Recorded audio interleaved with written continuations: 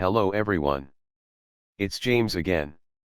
And before I start today's video, I just want to quickly say, all work in this video contains 100% original content of and by myself James Smith, otherwise known as Bgood 4000, and was uniquely created with NAWMAL software, by myself James Smith. As I purchased commercial rights from NAWMAL to produce my unique and original video with this software. Commentary is uniquely my own thoughts, feelings, and expressions. Now that I have that out of the way, I do hope everyone out there is doing better than fantastic and is on the road to self-recovery, discovery, and betterment. Today I want to talk about something very important. And it's a topic that those that are empaths, that likely grew up in a home with a narcissist parent or parents can probably identify with. Or maybe you've had a lot of so-called friends that turned out to be narcissists. Or romantic relationships where the other person most likely was a narcissist as well. And though I've talked about the love-starved problem in people like us before, and though this does have part of what I'm going to talk about today, there is another angle I would like to talk about as well that works in connection with being love-starved. And that is because we've seen how horrible others can be in the world. All the way from our parent or parents that we believed were narcissists to so-called fake friends. Or someone we dated or were married to that professed how much they loved us. We've seen how many times the fake people lie and pretend to be loving and kind. When we see someone that we believe is the real deal. No matter if they really are or not. But if we think they are, we see the extreme value in this person being our friend. Because we have been highly exposed to the other extreme end of things. And what happens when you see something or someone having extreme value? You do your best to take care of that thing or that person. You treat them with love, kindness and decency. All of the things in the world you are told not to do in order to keep someone in your life. I want you to think about that for a moment. The world tells you if you want to keep someone in your life, you have to treat them not so good so you can keep them on their toes and keep them guessing. Which to me sounds just like how the narcissist treated us. They treated us well in the first stage. Then they treated us poorly to keep us bouncing around like a puppet, trying to guess and figure out what was going to happen next. But the reason why you out there like to treat people kindly is because you actually value friendship, love, and good treatment others give to you. Because you know what it's like to be on the extreme other end of things. Now this does work in connection with being love-starved. Because the word starved means exactly what it means. Deprived of. Hungry for. You see, when we grow up, even though we live in a cold competitive world at times, we are supposed to rely on our parent or parents to tell us the truth about things. To point us along the right life path to walk. To encourage us when we are down. And to love and support us when we need love and support. But what happens is when that love is removed and replaced with lies, manipulation, gaslighting, projection, and smear campaigns. With your parent or parents telling all that will listen about what terrible of a son or daughter you are. Turning all of your friends against you. And sabotaging your chances at a happy and successful life. It can leave you with many emotional scars. And warps in your thinking. And how you perceive the world around you. And the people in this world. And when you miss out on such a strong thing such as the love of a parent or parents. Real deal love. That lack of love can make you look for love in every person you come into contact with. This is why I talked about going from one narcissist to another in one of my last videos. This is so common. I've talked to many people that say they left their home with a narcissist parent or parents to live with or marry someone that later turned out to be just like their parent or parents they had left. Now again, narcissists are super cunning. They are masters at lying and manipulating your thoughts and emotions. But things do get a bit more cloudy when you are starved for love. And you couple that with having a high regard for friendships and those that you believe love you. Now it's a good thing to value love and those that love you. But if you mix that with being love-starved, you might find yourself oftentimes giving high regard to those that don't deserve it and to those that are just manipulating you and your emotions. And knowing these facts might allow us to slow things down and think about each situation objectively. If you go back in time and think about the times you worried yourself sick almost about what this one person thought of you, only to find out years later this person could care less about you, or someone we valued highly as a good friend. But later on, this person said things about you that made it clear you weren't a close friend to them at all. And when this kind of news hits us, it can be crushing and devastating. But again, we have to go to the root. You see, if you grew up homeless, and one day, you were able to buy a new but small house, to someone that has lived in a good-sized house their entire life, they might not see this small house the same as the person that grew up homeless most of their life. The person that grew up homeless will likely see this house like a palace, whereas this other person might see it as a place they want to quickly move from into something bigger.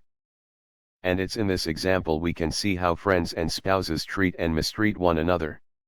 There are some people that grew up like we did, that if we found someone that loved us as we loved them, no matter if they lost their job tomorrow, or they had an accident, we wouldn't leave their side, because we would see the value in them. And losing a job today, or having an accident wouldn't change this value we see in them. But those that might not be a full-on narcissist, and they might not even be a narcissist light, but they have never had a hard time in their life.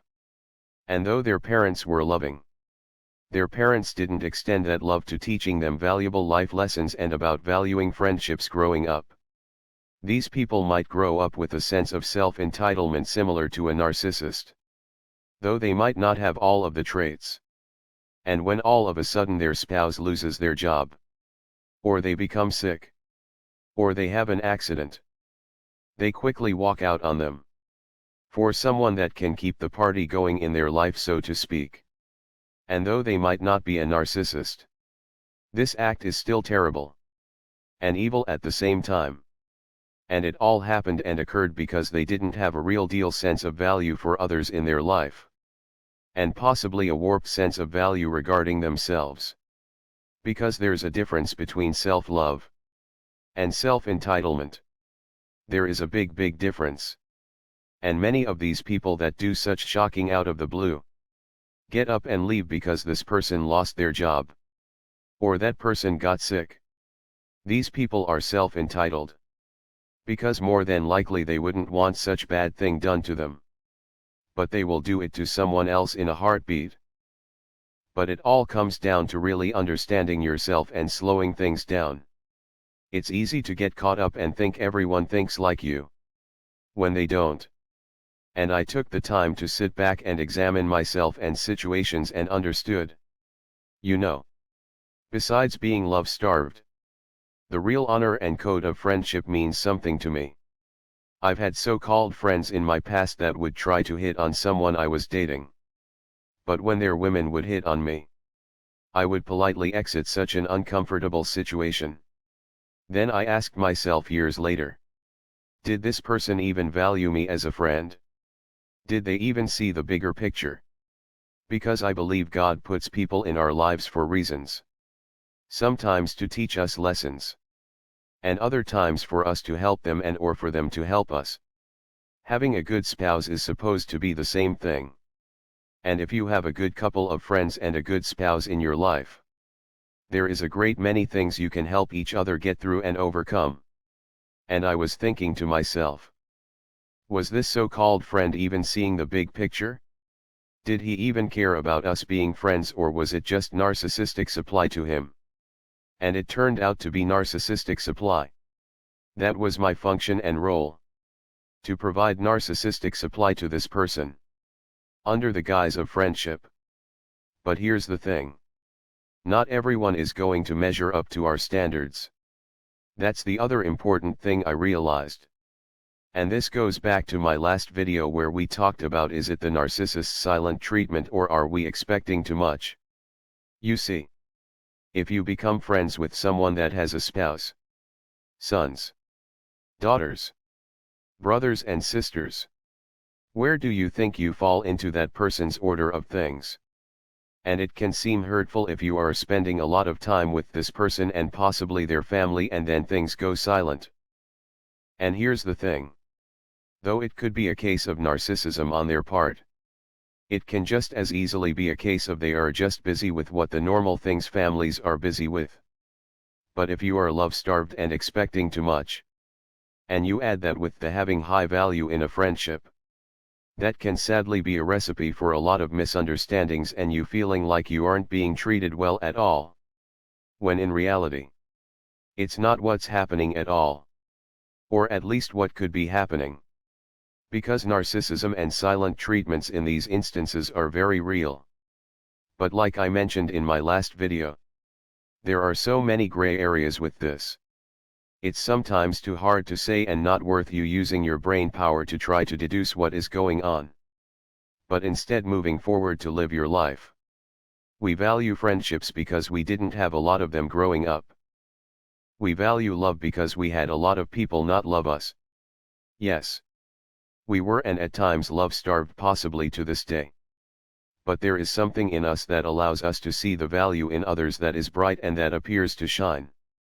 I just had a moment to reflect and I remember how the Bible tells us to strive to be more like Jesus.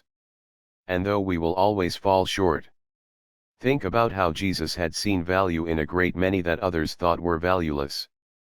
And in that it's hard for us to throw people away. Because we don't want Jesus to throw us away. We think about how we were treated and don't want to treat others like we were treated. But this goes to boundaries, and like the Bible also tells us to guard our hearts. It's okay to place high value in a friendship. But first you must place high value in yourself. And understand these things about yourself, why and how you place the value you do in people and in love. It's who you are. But just be able to slow things down and be prepared to shift gears, so to speak, when someone doesn't place the same value in you as you did in them.